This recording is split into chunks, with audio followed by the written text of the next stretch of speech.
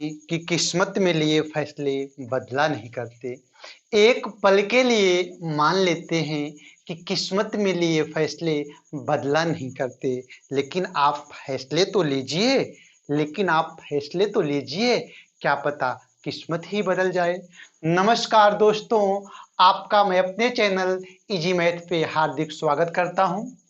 आज के प्रश्न में हम पढ़ेंगे दो संख्याओं का योग 144 तथा उनका लासा 420 है, तो उन संख्याओं का मासा ज्ञात कीजिए।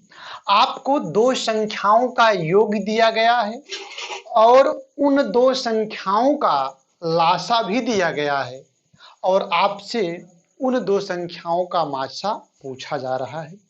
तो इस प्रकार के प्रश्नों में मेरे प्यारे बच्चों बस एक थ्योरम होती है।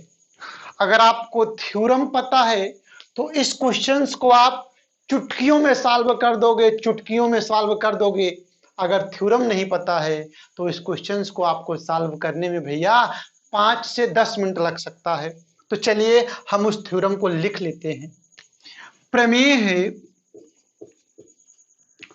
दो संख्याओं का योग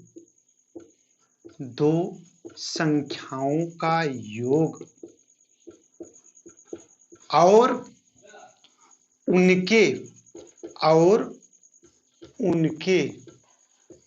लासा का मासा।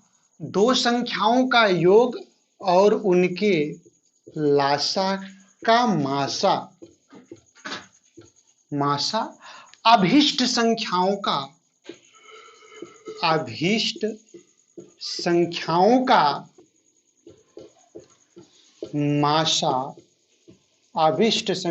का मासा होता है। तो दो संख्याओं का जो योग है और उनके लासा का जो मासा होगा वही इन दो संख्याओं का मासा होगा। कहने का मतलब जो संख्याओं का योग दिया है और जो संख्याओं का लासा दिया गया है, हम इन दोनों का मासा निकालेंगे। तो अब हम 144 तथा 420 का मासा निकालेंगे। 144 और 420 का जो मासा होगा वही दोनों संख्याओं का मासा भी होगा। तो 144 और 420 का मासा हम निकालेंगे। इसके लिए हम भागविधि से मासा निकाल लेते हैं।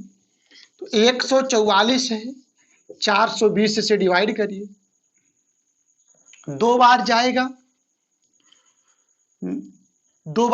2 चौका 8, 288 हुआ। माइनस करिए 2, 3, 132 हुआ।